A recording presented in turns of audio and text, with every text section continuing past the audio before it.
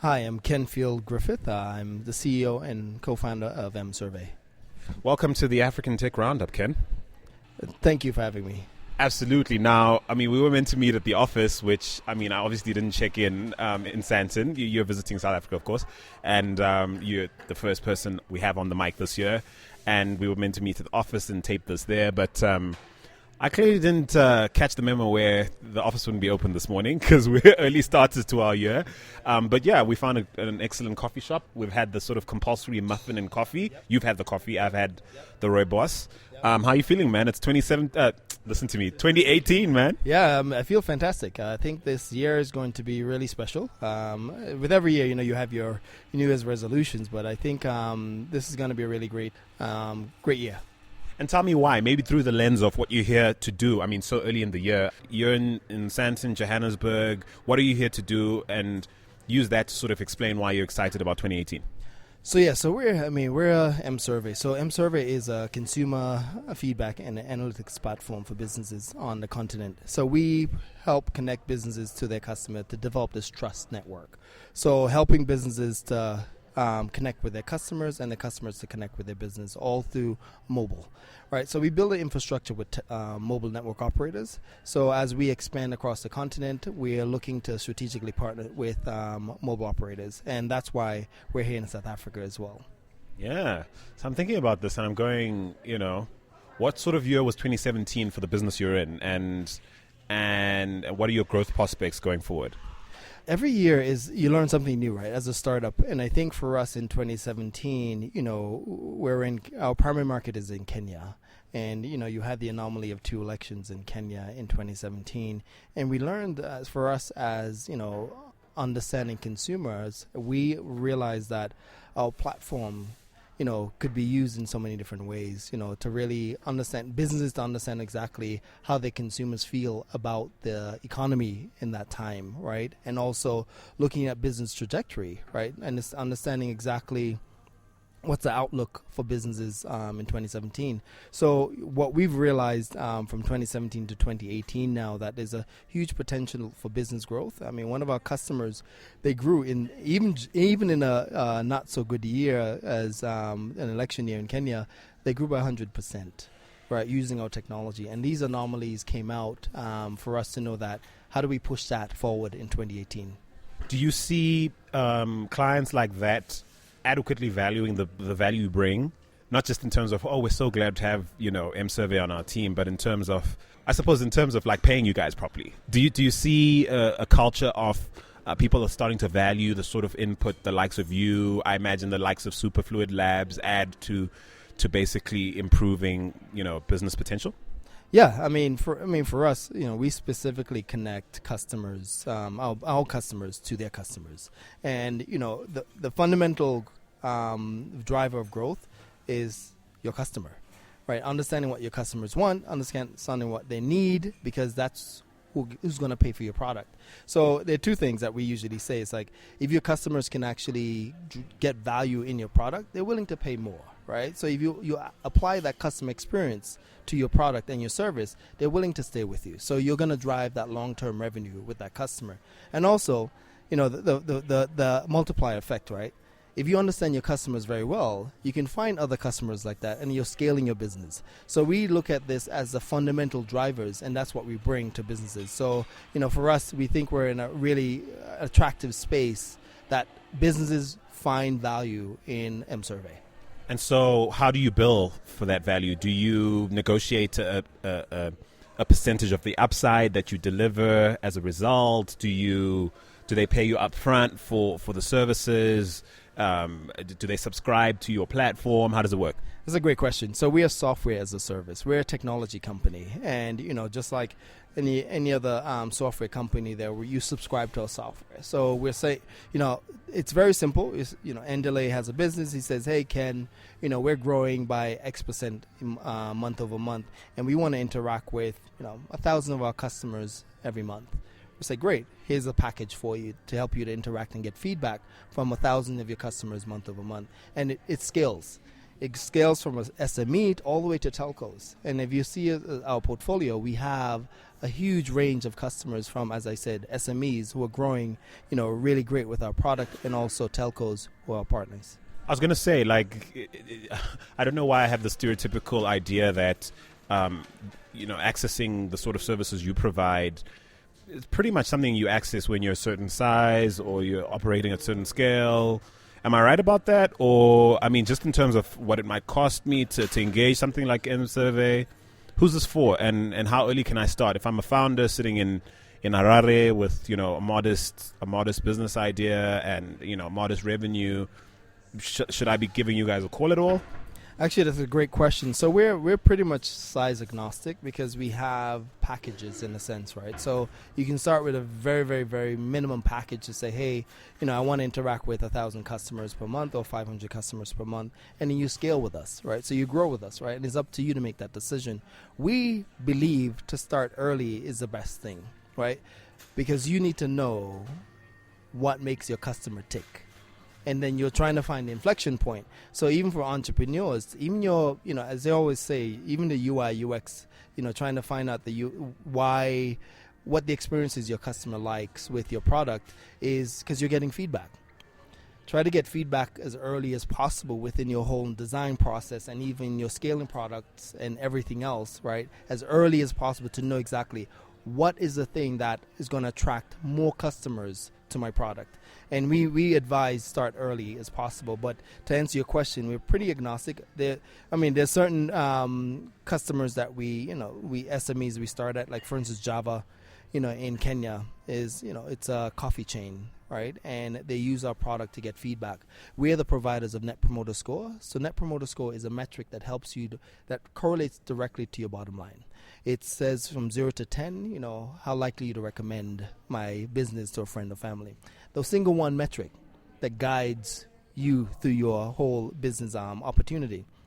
We're very proud to have actually one of the co-creators of NPS as our advisor and investor. So I think it helps us to really push the envelope with consumer experience on the continent and reimagine it, because everything is transactional. So how do you know exactly what was the experience at that transaction with your customer? So, you've hinted at the pedigree of the business you've created. Just to paint a picture for our listeners, you're a man of color, but from the Caribbean. You're an MIT PhD.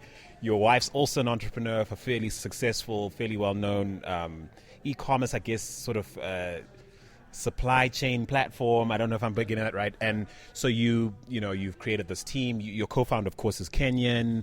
At mSurvey's, your investor list is pretty darn impressive, and you guys are not just creating revenue; you're a profitable business, perhaps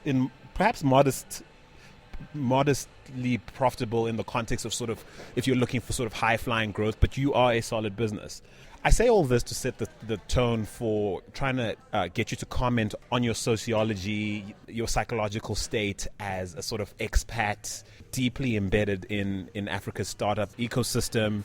Like, what's top of mind? You've heard me say all of these things about you. What sort of just came to mind as you heard me sort of break this down for the audience? I think what comes to mind is our customer. I think, we're trying to solve an inherent problem on the continent, and that's access to your customer and understanding who they are, right? And I think fundamentally, if you break that down into, decompose that into the subset of information is data. We all know that to get reliable data on the continent is not, it's not trivial. How would you have come to that as something important to track? No, that's a great question. This is actually empathy. And empathy is because I went through it. When I was trying to do my PhD in Kenya, I tried to get data that wasn't available. Remember, I was looking at the World Bank's website, and it was like 8 years of data, which was like 8 years ago. And I thought to myself, how do people make decisions on this data that's in volatile markets? And that's when that started mSurvey. I was actually doing CAD/CAM, which is totally different from what mSurvey is today. I was looking at automation. How do you automate buildings in emerging markets? And I was trying to apply this IoT, this in the cloud stuff to Africa. And it's like, okay, when I first went to one of the largest slums in Kenya. It's Kibera. And I remember saying to myself, it's like, wow, I missed it. I missed context. I missed who I was actually designing and developing the technology for. And that was the epiphany moment. I realized that if I was making these wrong decisions, how many businesses were making these decisions, and costly decisions? And that was the epiphany moment that I had to say, wow, okay, this is an opportunity to make it available to solve these problems, right? If you understand the problem, I think, coming from MIT, it's like, whoa, I thought myself was like, we have some smart people at MIT. We can solve some really, really hard problems. But I think it was lack of knowing what the problem is to solve and who's going to be your recipient of that product was the key. And that's where, for me, it drives what we're doing, because I empathize with not having data.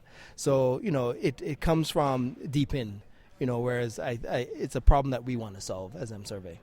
What at mSurvey do you consider like perhaps the top 3 metrics that you guys track to determine that you're getting this right in terms of growth? Or let me not preempt anything, like top 3.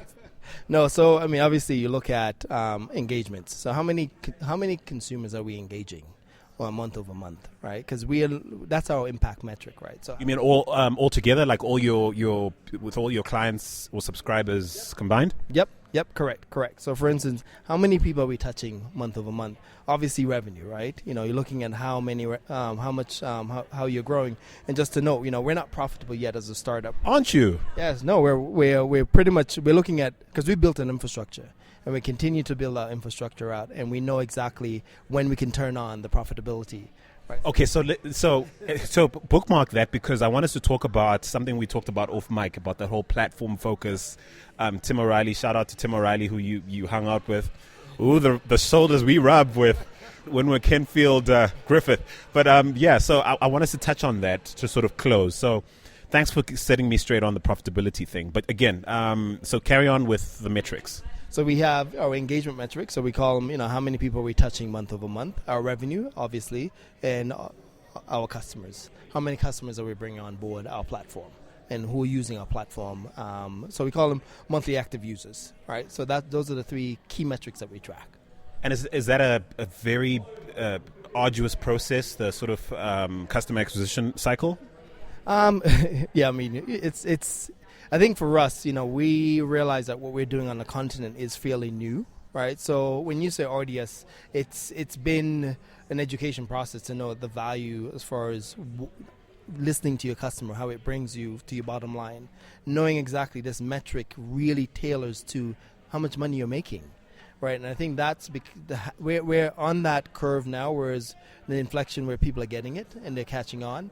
One of our customers that we're really proud to talk about is, Chloride Exide, who've grown crazy. Over the battery people? Yeah. They're one of our customers, and they've grown, using our product, they've grown, I think it's 100%. So, hearing those numbers and knowing that your platform is driving that is very, I feel it's there's some gratification there, right? And knowing that you're solving a problem that's inherent to the market.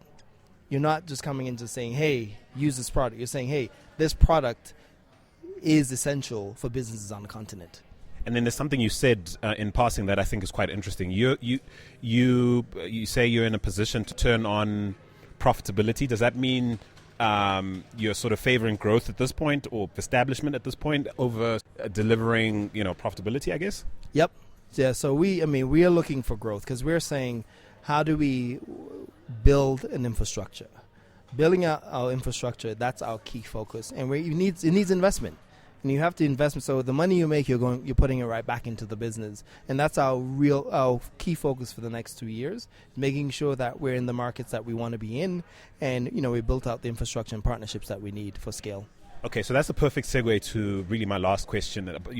Bring up something we chatted about, an area of interest that you have. The likes of Tim O'Reilly evangelizing this idea that founders need to adopt or embrace a platform approach, perhaps a much longer view to their participation in the entrepreneurial landscape, where they fit in, playing to a future of sort of established platform. Tell me how you're taking that on board. Or perhaps I'm not even explaining it correctly. I mean, I haven't met Tim O'Reilly, so tell me how why that's sort of top of mind for you, especially in 2018, and how you're applying it in mSurvey. Great. No, I think you can read Tim O'Reilly's book. It's a new book. It came out. It's WTF. It's What's the Future? For the record, I really do love his thinking. I mean, there's a debate he recently had at LinkedIn with Reid Hoffman, and I thought it was really, really smart. So if you haven't checked that out, do, because he's I'm sure he has like African in him somewhere. Yeah, he's been at this for a long time. I think he's Irish. Yeah, but anyway, he's been at it for a long time. Yeah, so I dig his views, but I mean, yeah. So carry on. I just thought I'd throw that in there. No, so for us, I think in his book he'll talk about the platforms that we look at, the Google, and he even talks about government as a platform. And I think that's very, very strong if you think about it. I mean, if you really make it available for people to plug and play, you create agility and growth. Right, so it talks about the Lyft, the Amazon, the Googles, the Ubers, and I think for us, platform is very important as we grow. Right, so because fundamentally what we're trying to create is trust between two parties. Right, so you're the provider to create that trust between a business and a customer. So if you're looking at any other model out there, there's a demand side and a supply side, right, and you can actually switch that, right? So if you look at what we're doing, we're saying, hey, here are these businesses that are trying to connect to the African consumer, and we're making that conversation happen. As we grow now, we're creating this whole understanding between the ecosystem. So how businesses understand their customers and how their customers understand businesses. So you think of what we're doing as far as generating this type of intelligence and how businesses operate on the continent, right? How brands really, what affinity customers have to certain brands because of certain things, right? And I think that to me is the fundamental driver of the psychology behind how consumers trust your brand or trust you as a business. So for us, I mean, 2018 is all I think there's, I believe there's some analogy between platform and infrastructure, right? And for us, we are building infrastructure right now, which will become the platform that we build on top of. I'm sitting between you and that massive meeting you have down the road at the telco that will not be named. So thank you so much for spending some time with me. I appreciate breaking bread with you and just tapping your mind about why we should be excited for 2018. I look forward to seeing a lot of what we've discussed on the show and off the mic come to fruition for you at mSurvey. And congratulations so far, and all the best to your wife as well. Do you want to give her platform a shout out too? It's Soko. Shop Soko. Yeah. Shop Soko. All right, man. Well, keep it in the family. Keep it strong. Happy 2018, and thanks again. Thank you so much for having me, Andile. Appreciate it.